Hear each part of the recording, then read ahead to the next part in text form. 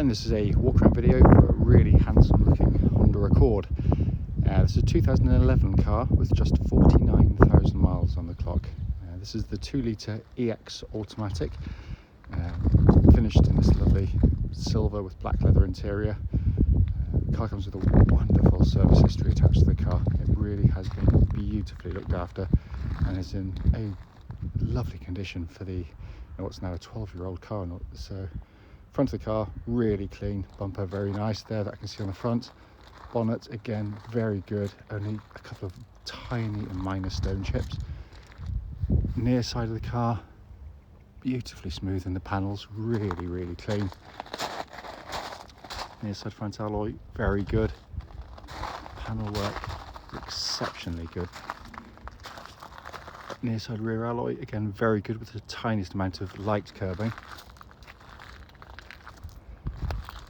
Going on the back of the car, it's still such a handsome looking car.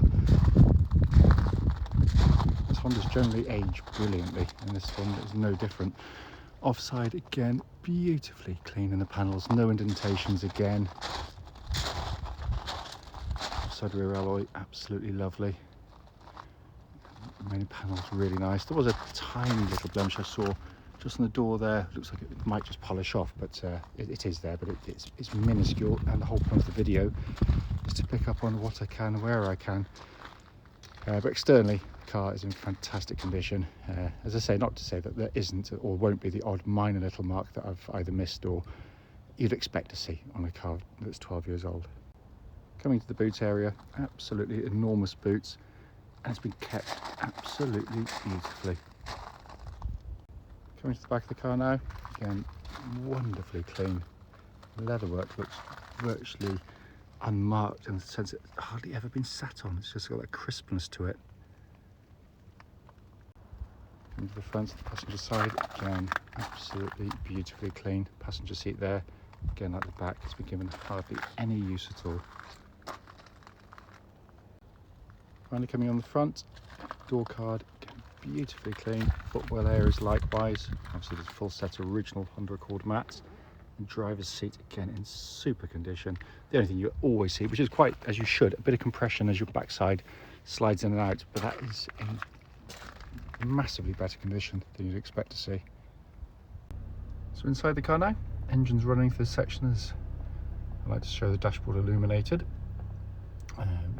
And the dashboard's in just stunning condition again. Sat nav working exactly as it should. Pop the car into reverse, get that lovely clear parking camera, all working exactly as intended. But it's been kept beautifully. The only thing I did notice is just down here, kind of a little bit of resin or something. Someone could just, I'm sure you could get it off, but again, I don't like doing anything like that. But I'm being massively critical because this is in just stunning condition. Just a pan in there for you, 49,772 miles, and the only warning light, information light there is for the low fuel on the car currently. There are no warning lights on this car at all. But it is in extraordinary condition, it really is. Finally, just to show you, owner's manual pack and lock and wheel nut key all here and present with the car. Right then, this is a quick road test video, and this is for a really lovely car. This is for a Honda Accord 2-litre EX automatic. This car is registered GY11ENJ and has a mileage of just 49,764 recorded. The reason we do all of our videos, by the way, is to ensure that if anyone's online looking at any of them, they get to see the very car advertised actually in operation. And the reason we feel it's important is because, like far too many people, we've gone to see cars which have looked absolutely fine in photographs or description, but only to find out when you drive it's got an obvious fault that shows up. So hence that's why we do it. Also done on these very quiet country roads in this absolutely lovely part of Gloucestershire. Even on a horrible day it's lovely. This actually forms part of the road test route we take our customers on, so hopefully it'll be representative of what you feel yourself should you be offered a test drive in the car. So coming to the car, as you'll know from the advert, it's been amazingly well maintained, and it's immediately obvious when you drive the car because it drives absolutely as tight as a drum. So if you don't want to watch the rest of the video because it'll bore you, you can turn off now, but for those who want to persist, I'll carry on as I always do. Starting with the engine, which starts instantly, settles to a completely smooth, even idle. There are no warning lights on the dashboard at all relating to the engine or any other part of the car for that matter. And temperature gauge is running at 1/3, which is exactly where it's meant to be on a Honda vehicle.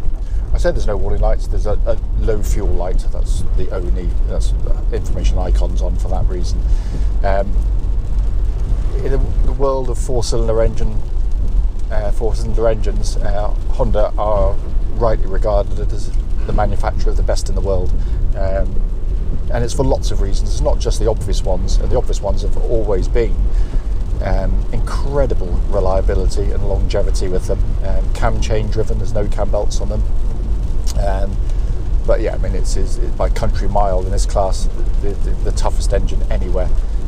But more than that, in some ways, is actually how they operate, because it's just such a smooth, tractable, refined, gutsy, keen, all the things I love in a good engine. It's an absolute masterpiece. It really, really is. It depends on how you drive them, but actually they're pretty economical as well. And it's a perfect match for the gearbox. The gearbox, like the engine, again has a reputation for being incredibly strong and long-lasting.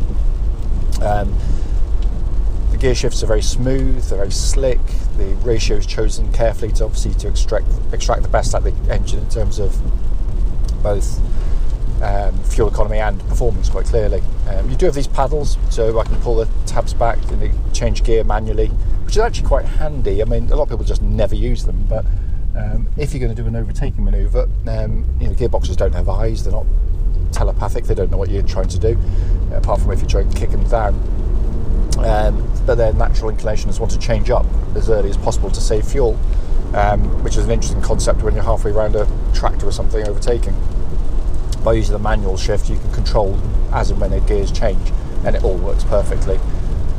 Notwithstanding reputation, you should always do the obvious checks on any gearbox, and that's to make sure that the gear changes on the move are smooth, as they are, but also when you select drive or reverse from stationary, there shouldn't be any great clunks or thunks as it engages, and in every respect this gearbox is perfect. Steering on the car, track's dead straight, there's no vibrations at this speed or any speed up to the legal limit, but the chassis and the steering for me are the best part of the car. This is one of the very first cars of its era to have electric power steering, and unfortunately a lot of manufacturers got it hopelessly wrong. You ended up with something that was devoid of feel, light, lifeless, vague. This is the polar opposite of all of those. The weighting is brilliant. It's light enough to be effortless at low speed, but it's heavy enough also to give you complete confidence in the car over all road surfaces, all types of corners. It's precise, it's accurate, and it works in absolute harmony with the chassis. It really is a brilliant power steering setup on the car, because what the chassis gives you is, I think, again, a bit of an unsung hero really of its era. The Motoring Press always did their usual thing. They lauded all the usual candidates and completely missed the point of these things. What it gives you is a very well judged ride, because suspension's all about compromise. Do you go for something very soft, which means like bumps like these, I can feel them in the car, they're really well damped, but they're there. But on a very softly spun car you'd hardly notice them. But then when you go to the corners, the softly spun car wallows and lollops about all over the place, whereas this is so good to the corners. I've done a few trips up to North Wales, up some really challenging roads, all sorts, and it's completely unflappable. It is genius, the chassis, it really is. There's only a couple of cars, I've always said, in this class which I rate anything close to the car. I think the Ford Mondeo chassis was really, really good. It's got beautiful balance to it, really good ride as well. But they tend to fall apart a bit, in all honesty, the suspension components. And then you've got something, which is probably the purist's car, the 3 Series BMW, 50-50 weight distribution, rear-wheel drive. So for that 2% of the time when you're really pushing on, it's the better car. For 98% of the time, this one's a better car, because it does all the rest of it as well, if not better, but is more comfortable in the process. So worth pointing out, there's absolutely no rattles or clonks coming from underneath the vehicle. It just, as I said, it just feels rock solid. That car really does. Brakes on the car, make sure no one's behind me. Really good brake pedal on the car. There's no kind of pulsing or vibrations coming back through the brake pedal, and it's nice and powerful in operation as well.